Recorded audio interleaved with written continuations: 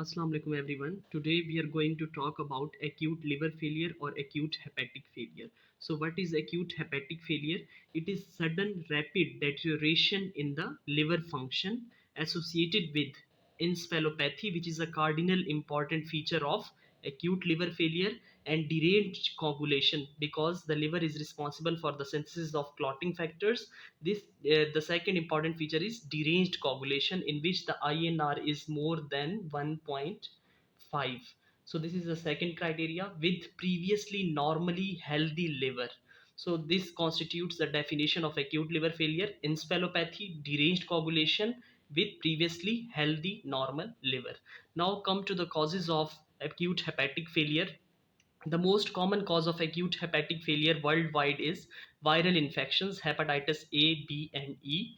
But in the Western world or the UK or the Western countries, the most common cause for the acute hepatic failure is acetaminophen or paracetamol poisoning in 70 to 80% of the cases of acute hepatic failure. The other drugs responsible for acute hepatic failure are halothane, which is an anesthetic drug, and anti-tuberculosis drugs, especially the isoniazid, and some herbal medicines, and methylene dioxymethamphetamine. So these are the various drugs which causes acute hepatic failure or acute liver failure.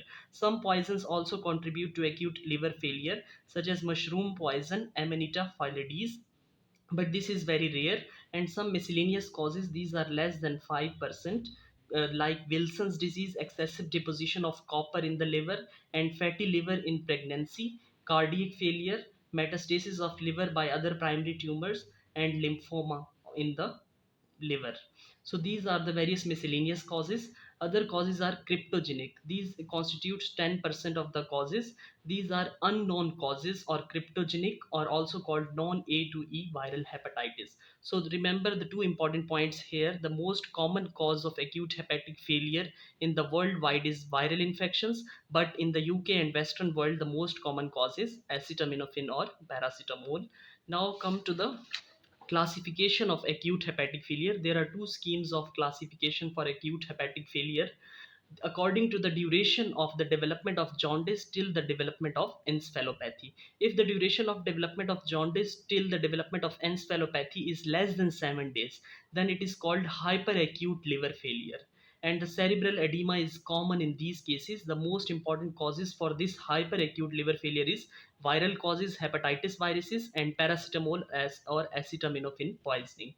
If the duration of development of jaundice till the development of encephalopathy is 7 days to 28 days, then it is called acute hepatic failure. Cerebral edema is also common in this case, but the causes are cryptogenic. Cryptogenic means unknown causes, and drugs are responsible for this acute hepatic failure. If the development of jaundice till the development of encephalopathy duration is 29 days to 12 weeks, then it is called subacute hepatic failure. Here the cerebral edema is not common. The causes are same, that is cryptogenic, and various drugs responsible for this subacute hepatic failure. According to second classification, from the development of first symptom to the development of encephalopathy, this is classified as fulminant hepatic or liver failure if the first symptom till encephalopathy develops within 8 weeks. And if it develops more than 8 weeks but less than 26 weeks, then it is called subfulminant hepatic failure or subfulminant liver failure. Now come to the clinical features. The general features of acute hepatic failure are nausea, vomiting, and weakness. But in the CNS, the most important cardinal feature is hepatic encephalopathy. Normally, the liver converts the ammonia into less toxic urea. Ammonia is toxic to the body tissues. So here, due to impairment in the liver function, ammonia levels become very high, hyperammonemia. This hyperammonemia causes this hepatic encephalopathy. The features of hepatic encephalopathy are astraxis or flapping tremors, in which there is a flapping tremors in the hands, and in the extended risk, it have flapping tremors like this occurs in the patients in the hands. And the second feature of the hepatic encephalopathy is hyperreflexia, exaggerated reflexes. And the third feature is fetor hepaticus. It is musty, rotten egg smell from the breath of the patient because of deposition of merceptins in the body. So this was hepatic encephalopathy. It is the most important and cardinal feature of acute hepatic failure. The second feature in the CNS is may be present or may not be present is cerebral edema. It is because of this edema is because of increased intracranial ICP, intracranial pressure.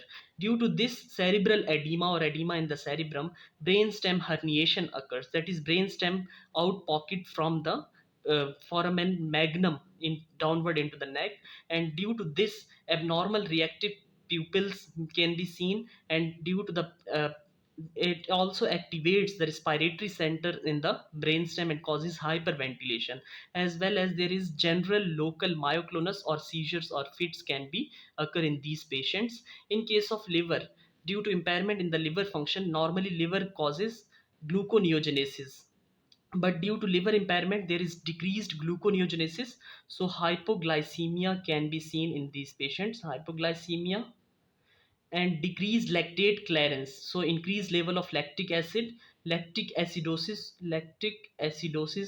in these patients, or metabolic acidosis, and decreased ammonia clearance, so hyperammonemia, increased level of ammonia in the blood. Due to this increased level of ammonia, hepatic encephalopathy occurs in these patients. And decreased synthesis of clotting factors or coagulation factors, this is also important feature of acute hepatic failure. It increases the PTINR, prothrombin time international normalized ratio, in these patients, and present as ecchymosis and bruises in various parts of the skin. And there is a decreased excretion of or decreased clearance of bilirubin, so hyperbilirubinemia can be seen in these patients, which can be presented as jaundice. But remember, jaundice is absent in some cases, like in paracetamol poisoning, jaundice usually absent, as well as in the Ray's syndrome. After viral hepatitis or viral infection, sometimes the patient take aspirin, and Ray's syndrome occur in these patients, in which jaundice is also absent. In case of cardiovascular features, there is decreased blood pressure because of systemic vasodilation. Due to systemic vasodilation, there is reduced total peripheral resistance. Due to this vasodilation, there is blood pressure is decreased in these patients, so compensatory increase in the heart rate, which increases this cardiac output. Increase heart rate and increase cardiac output, in simply we can say that the patient has hyperdynamic circulation in case of hepatic failure. The other features are, in the renal, the patient may develop acute renal failure. It may be direct poisoning of the paracetamol, which damage the renal tubules and causes acute tubular necrosis, or indirectly because of decreased perfusion to the kidneys. In adrenal gland, there is decreased production of glucocorticoid, or adrenal insufficiency may occur. It also contributes to decreased blood pressure or hypotension in these patients, or due to this decreased blood pressure, there is a less perfusion to various viscera in the body. In case of respiratory system, there is acute lung injury. There is whole systemic inflammation is going on in the body. There is increased energy expenditure or increased catabolism or breakdown of various proteins and other important fuels in the body. Now come to the encephalopathy grading. Patient can be presenting in the hospital with any grade of encephalopathy in case of acute hepatic failure. In the grade 1 and 2 are mild or less severe, but 3 and 4 are severe cases. In grade 1, there is decreased concentration in the patient and disturbed sleep and sluggish speech. But in grade 2, patient is drowsy but arousable with stimulus. But patient is also lethargic and has aggressive behavior or personality disturbance. In grade 3, the patient has delirium, disorientation. He or she does not know where actually he or she is present at that time, and does not remember or recall the other important things. And patient is sleepy but respond to the painful stimulus and voice as well. In grade 4, the patient is very severe condition. Patient is in comatose state or unconscious state, and patient is not responding to the even painful stimulus and not responding to the voice. So these are the various grades of encephalopathy with which the patient of acute liver failure presents in the hospital. Now come to the important diagnostic or investigations. In the investigations, first you should perform the routine labs like CBC and urine DR, but the high prognostic value test is PT-INR, because the decreased synthesis of clotting factors increases the PT-INR in these patients. It has very important prognostic value. By this test we can suggest that this patient needs vitamin K supplements, or this patient needs fresh frozen plasma, or the platelets for the infusion. Depends on this PT-INR. But the alternative to the PT-INR is factor 5 level test. Check the factor 5 levels. If these are below normal, it also indicates the acute liver failure. LFTs has very less prognostic value, or they are little bit helpful, not so much helpful, because initially the ALT and AST are high, but due to severe necrosis of the hepatocytes, these ALT and AST level starts going down in these patients. So these LFTs liver function test has very little prognostic value. And then perform the EEG electroencephalogram to check the hepatic encephalopathy. Now after these investigations or labs, we can check the various tests. We can perform various tests to find out the underlying cause in these patients. Perform the toxicology screening in blood as well as in the urine, like paracetamol or acetaminophen or halothane or other drugs in the blood and urine. So toxicology tests in these patients. And the hepatitis B surface antigen to check whether the cause of acute hepatic failure is hepatitis B or not. Then IgM antibody against hepatitis B core antigen. This test is more important in case of acute hepatitis B.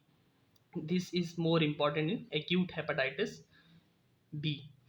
IgM anti-HAV, hepatitis A viral test, hepatitis E viruses, and HCV, hepatitis C virus. Check the autoantibodies if you're suspecting that the patient has autoimmune hepatitis, which causes this acute hepatic failure, and then perform the ultrasound of the liver and Doppler ultrasound of hepatic veins to find out the cause of this hepatic failure. Now come should be managed in the intensive care units or HDU, high dependency units. Give the patients N-acetylcysteine. This N-acetylcysteine is antidote of paracetamol or acetaminophen, but this should be given in every case of hepatic failure, because it increases the cerebral vascular flow. So due to increased blood flow, it increase due to this increased blood flow to the brain, it increases the post transplant survival in these patients. The next step is increased intracranial pressure in these patients. Give the patient IV 20% mannitol to reduce this intracranial pressure or cerebral edema. 20% mannitol IV, 1 gram per kg body weight. Give the patient vitamin K and fresh frozen plasma or platelets to treat this coagulopathic disorders in case of acute hepatic failure. So vitamin K, platelets, and fresh frozen plasma. In order to correct the electrolyte imbalance, in case of hyponatremia, give the patient hypertonic normal saline. Hypertonic normal saline to treat the hypernatremia. And to correct the hypoglycemia, give the patient IV dextrose to correct the hypoglycemia. Then treat the specific underlying cause, like give the nucleoside in case of hepatitis B, perform the gastric lavage if there is any mushroom poisoning or paracetamol or any other drug poisoning. Then liver transplant is the treatment of choice in these patients. This point is very important to be remembered, that liver transplant is the treatment of choice. Liver transplant is treatment of choice in these patients of acute hepatic failure. So these are the two criteria to check that these patients needs liver transplant or not. In case of paracetamol overdose, if the pH is less than 7.3, that is patient has metabolic acidosis, or these three criterias are present, that is serum creatinine more than 300 micromole per liter, that is 3.38 mg per deciliter, plus PTINR is more than 100 seconds and has grade 3 or 4 encephalopathy. So it indicates that in case of these criteria are present, that this patient needs liver transplant. In case of non paracetamol causes, if the PTINR is more than 100 second, or any of three following features are present, like jaundice to encephalopathy duration is more than 7 days, if the age is less than 10 or more than 40 years, and this the cause of acute hepatic failure is drug induced, and bilirubin level are three more than 300 micromoles per liter, that is 17.6 mg per deciliter, and PTINR is more than 50 seconds. So these all criteria indicate that in case of non-paracetamol causes, the patient needs liver transplant or the patient has very bad prognosis. And the other criteria is if the factor 5 levels are below 15% and patient has hepatic encephalopathy or grade 3 or 4. So this patient also needs liver transplant or the patient has very bad prognosis. So this was all about the acute liver failure. Thank you so much for watching this video.